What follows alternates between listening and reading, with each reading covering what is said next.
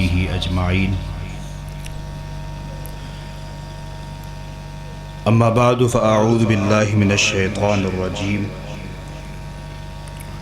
بسم الله الرحمن الرحيم.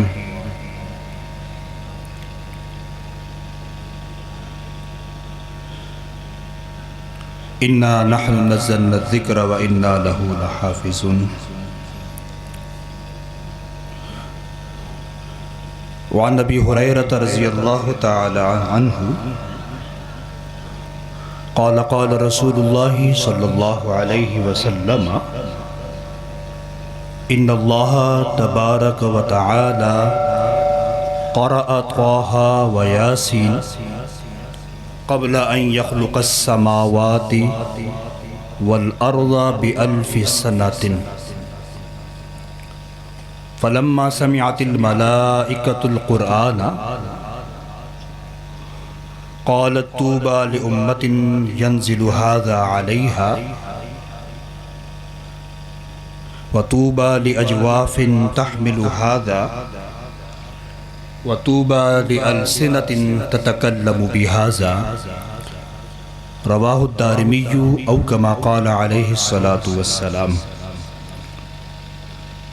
اللهم صل على سيدنا ومولانا محمد وعلى آل سيدنا ومولانا محمد وبارك وسلم وصل عليه. رب اشرح لي صدري ويسر لي أمري واحلل عقدة من لساني يفقه قولي. واجب الاحترام شیخ مکرم استاذ العلماء حضرت العلامہ مولانا حافظ عبد الغنی صاحب حفظہ اللہ، برادر عزیز فاضل نوجوان حضرت العلامہ مولانا عثمان غنی صاحب حفظہ اللہ، میرے دل کے بہت ہی قریب یہاں موجود علماء کرام، حاضرین مجلس اور عزت مآب خواتین اسلام، یہ بڑی بابرکت محفل ہے کہ جو محض کتاب اللہ کے ساتھ مناسبت کی بنا پر سجائی گئی ہے. روز و شب کی بنیاد پر ہمارے آگے ایک تماشا ہوتا ہے، ہنگامہ خیز زندگی ہے، اور صبح و شام ہم طرح طرح کی محافل کے اندر مصروف رہتے ہیں، لیکن حقیقت یہ ہے کہ جو محفل قرآن کی بنیاد پر سجائی جائے اس کا کوئی ثانی نہیں، اس کا کوئی جواب نہیں، اور اللہ سبحانہ تعالیٰ کا قرب حاصل کرنے کا ایک بہت بڑا ذریعہ ہے. میں لمبی چوڑی گفتگو نہیں کروں گا، بس میں اپنے آپ کے ساتھ جو سبق ہے اس کا تکرار کروں گا. علماء کرام اور طلبہ کرام تکرار کو جانتے ہیں بڑے اچھے طریقے سے.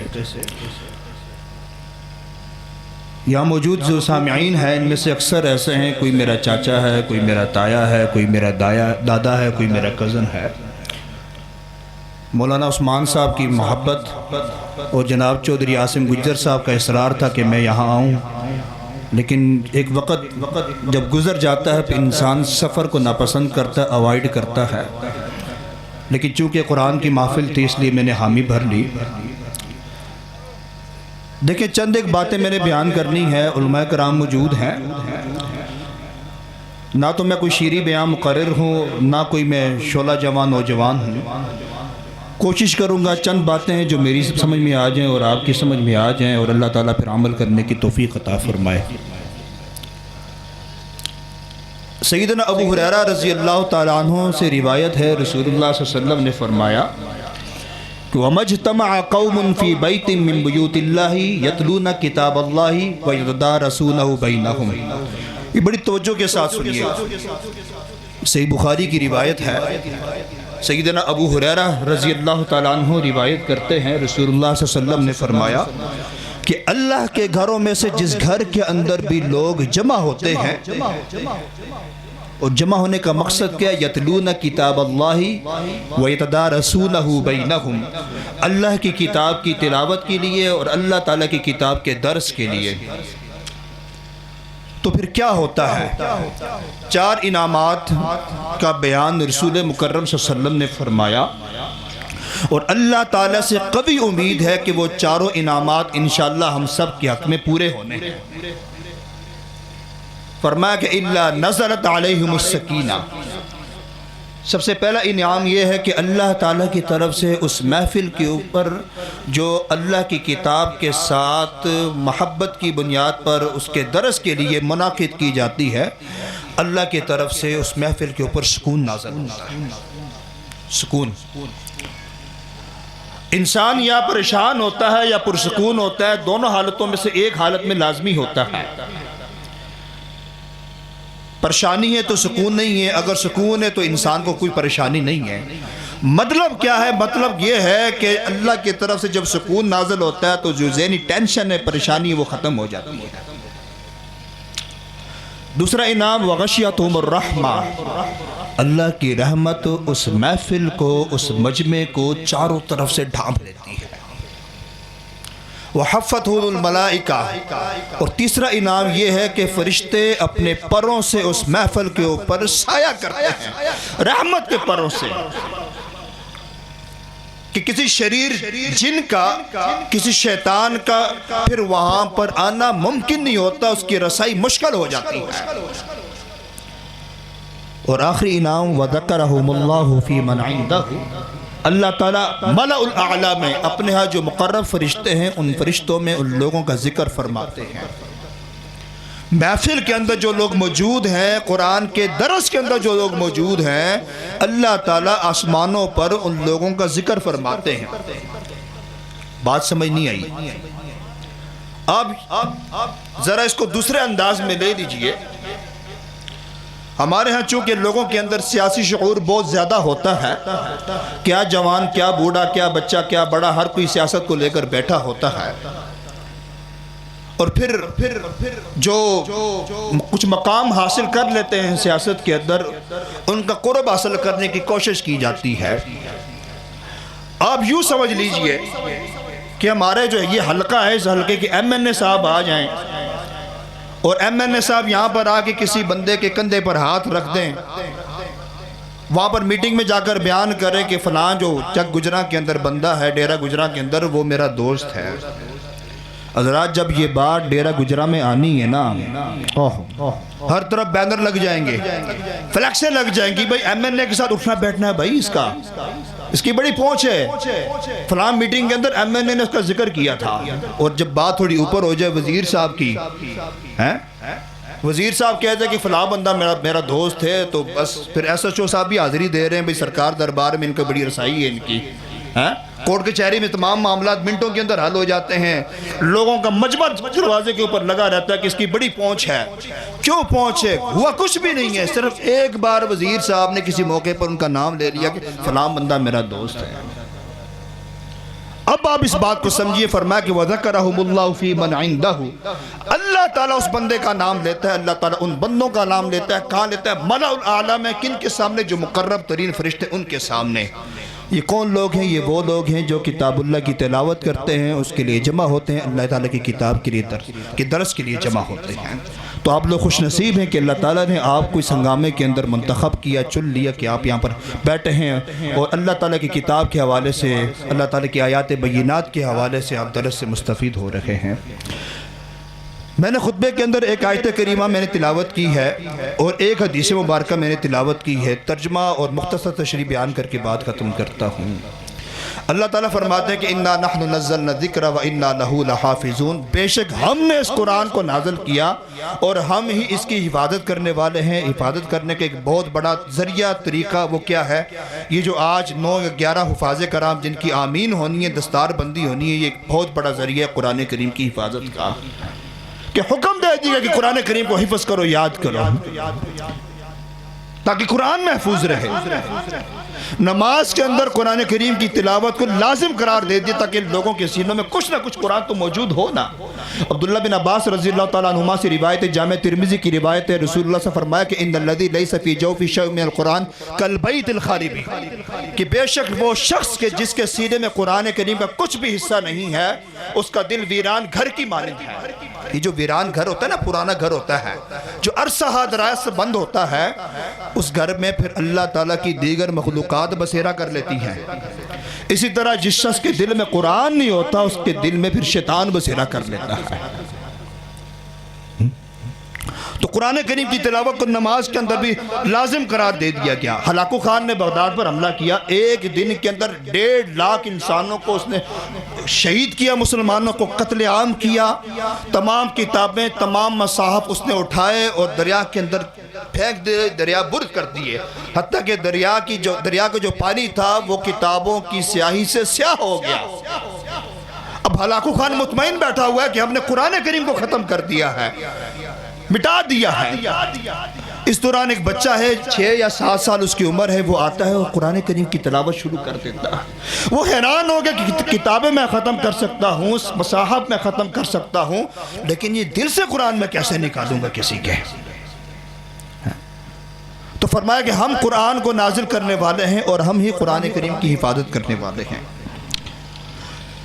سیدنا ابو ہریرہ رضی اللہ تعالیٰ عنہ روایت کرتے ہیں کہ رسول اللہ صلی اللہ علیہ وسلم نے فرمایا، سنن دارمی کی روایت ہے، امام ابو عبداللہ عبد الرحمن الدارمی رحمہ اللہ نے اس کو اپنی سنن کے اندر ذکر کیا ہے، نقل کیا ہے کہ ان اللہ تبارک و تعالی قرأ طٰہٰ و یاسین، اللہ تعالیٰ نے تلاوت فرمائی سورہ طٰہٰ اور سورہ یاسین کی۔ کب فرمائی؟ قبل ان یخلق السماوات والارض بألف عام، آسمانوں اور زمین کے پیدا کرنے سے 1000 سال پہلے اللہ تعالیٰ نے خود تلاوت فرمائی، کما یلیق بشانی، جس طرح اللہ تعالیٰ کی شان کے مطابق ہے۔ سورہ طٰہٰ اور سورہ یاسین کی تلاوت فرمائی۔ فلما سمعت الملائکۃ القرآن، جب فرشتوں نے قرآن کریم کو سنا، قالت، انہوں نے کہا، طوبی لامۃ ینزل ھذا علیہا، خوش بختی ہوگی، خوش قسمت ہوگی وہ امت جس پر یہ قرآن نازل کیا جائے گا۔ فرشتوں نے یہ بات کہی، تلاوت اللہ نے فرمائی آسمانوں اور زمین کے پیدا کرنے سے 1000 سال پہلے، اور جب فرشتوں نے تلاوت سنی تو کہا کہ خوش قسمت ہوگی، خوش بختی ہوگی اس امت کے لیے جس امت پر یہ قرآن نازل کیا جائے گا۔ وَطُوبَى لِأَجْوَافٍ تَحْمِلُ هَذَا، خوش قسمت ہوں گے، خوش بختی ہوگی ان سینوں کے لیے جو اس قرآن کو یاد کریں گے۔ وَطُوبَى لِأَلْسِنَةٍ تَتَكَلَّمُ بِهَذَا، اور خوش قسمتی ہے، خوش بخت ہوں گی وہ زبانیں جو اس قرآن کریم کی تلاوت کریں گی۔ سیدنا ابو امامہ باہلی رضی اللہ تعالیٰ عنہ سے روایت ہے، صحیح مسلم کی روایت ہے کہ رسول اللہ صلی اللہ علیہ وسلم نے فرمایا کہ اقرأوا القرآن فإنه يأتي يوم القیامة شفیعا لأصحابہ، کہ لوگوں قرآن کریم کی تلاوت کیا کرو، قرآن کریم قیامت والے دن اپنے پڑھنے والوں کے حق میں سفارشی بن کر آئے گا۔ اور آپ ایک قاعدہ یاد رکھیے، ایک اصول یاد رکھیے، آیت الکرسی وہ حسن ظن ہے تمام لوگوں کو آتی ہوگی۔ جب آیت الکرسی پڑھتے ہیں تو اس کے اندر الفاظ ہے، جملہ ہے کہ من ذا الذی یشفع عنده الا باذنہ، کہ کون ہے جو اللہ کے جناب میں اللہ کی اجازت کے بغیر سفارش کر سکے۔ قیامت والے دن اللہ تعالیٰ کے حضور سفارش وہی کر سکے گا جس کو سفارش کرنے کی اجازت دی جائے گی، اور اللہ تعالیٰ جس کو سفارش کی اجازت دیں گے اس کی سفارش بھی قبول فرمائیں گے۔ جس کو اجازت دی جائے گی اس کی سفارش قبول فرمائی جائے گی۔ تو فرمایا کہ قرآن کریم کی تلاوت کیا کرو، قرآن اپنے پڑھنے والوں کے حق میں سفارشی بن کر آئے گا۔ بلکہ عبداللہ بن عمر بن عاص رضی اللہ تعالیٰ عنہما کی روایت کے اندر ہے کہ روزہ اور قرآن یہ دونوں اللہ کے حضور سفارش کریں گے۔ روزہ کہے گا کہ سارا دن میں نے بھوکا پیاسا رکھا، قرآن کہے گا کہ ساری رات یہ جاگ کر مجھے پڑھتا رہا، یا اللہ پاک ہماری سفارش اس بندے کے حق میں قبول فرمائیے، فَيُشَفَّعَانِ، اللہ تعالیٰ ان دونوں کی سفارش کو اس بندے کے حق میں قبول فرما دیں گے۔ اب 2 روایتیں حفاظ کرام کے لیے ہے۔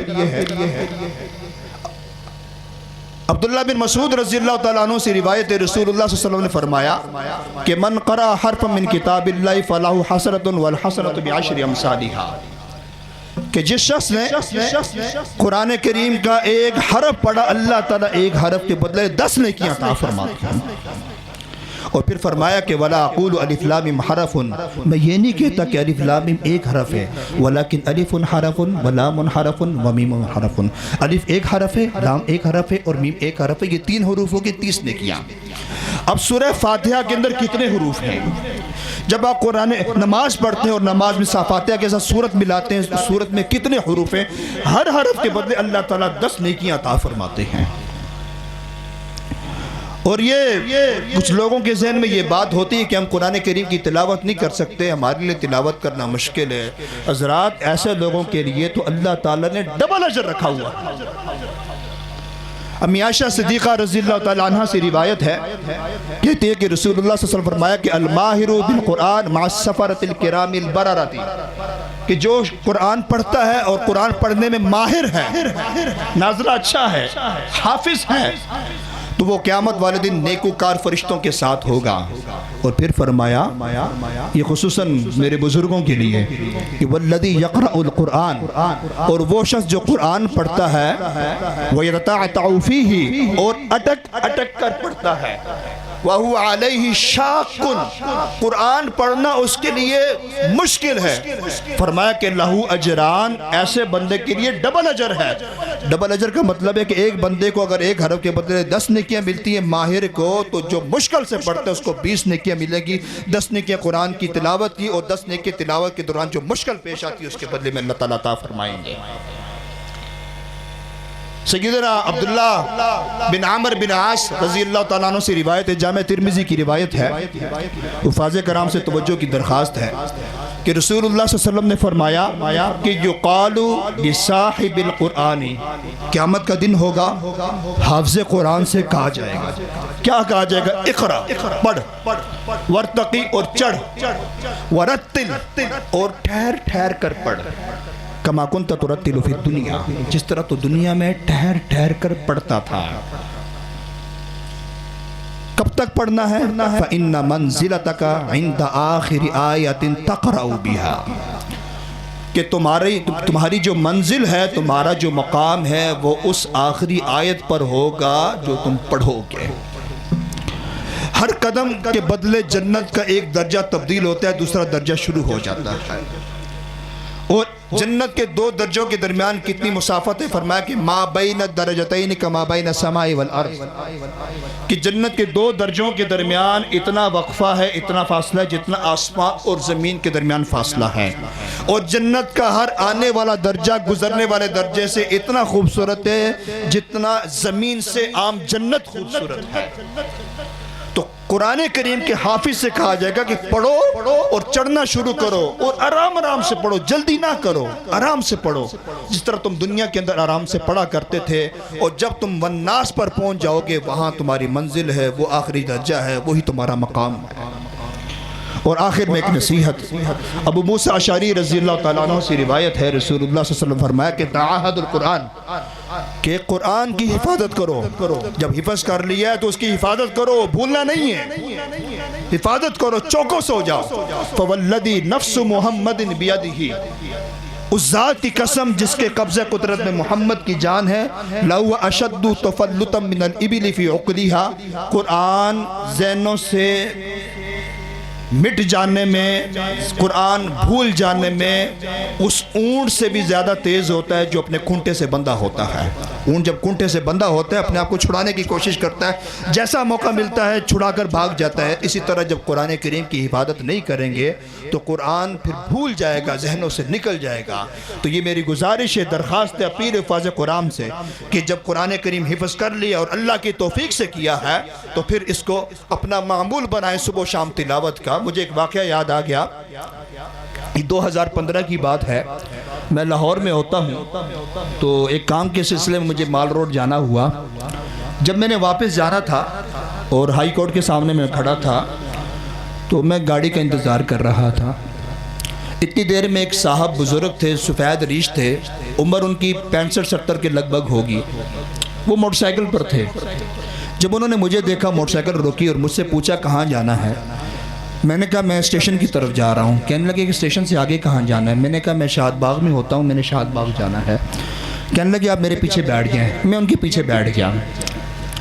جب پیچھے بیٹھا تو انہوں نے اپنا تعارف کروایا کہ میرا نام محمد اسلم ہے اور میں ایک عرصہ دراز سعودی عرب میں کام کرتا رہا ہوں ایک فرم کے اندر. تو کہنے لگا کہ میں نے دیکھا کہ آپ بارش ہیں, ٹوپی پہنی ہے, مذہبی جو ہے نا پس منظر نظر آ رہا تھا, گیٹ اپ آپ کا نظر آ رہا تھا. میں نے اس لیے بٹھا دیا. میں نے کہا کہ ایک مسجد ہے شاد باغ میں, تو وہاں میں اپنی خدمت انجام دے رہا ہوں مسجد کی. وہ بڑے خوش ہوئے. وہ کہنے لگے کہ اگر آپ برا نہ مانیں تو میں آپ کو ایک واقعہ سناتا ہوں, سفر بھی کٹ جائے گا, ایک میرا پیغام ہے وہ آپ تک پہنچ جائے گا. اور انہوں نے وہ پیغام بطور امانت کے مجھے دیا. کہنے لگے کہ مولوی صاحب جب موقع ہو وہ پیغام لوگوں تک ضرور پہنچانا.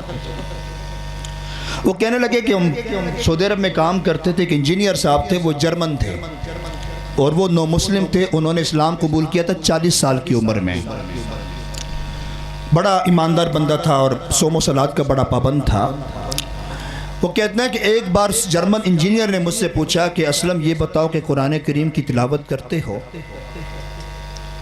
کہنے لگے کہ میں روزانہ قرآن کریم کی تلاوت کرتا تھا. میں نے کہا کہ ہاں میں کرتا ہوں قرآن کریم کی تلاوت. تو جرمن انجینئر نے پوچھا کہ تم نے زندگی میں کتنی بار قرآن ختم کیا ہے تلاوت کر کے؟ وہ کہنے لگے, میں نے ان کو جواب دیا کہ میں نے بہت بار قرآن ختم کیا ہے, میں شمار نہیں کر سکتا.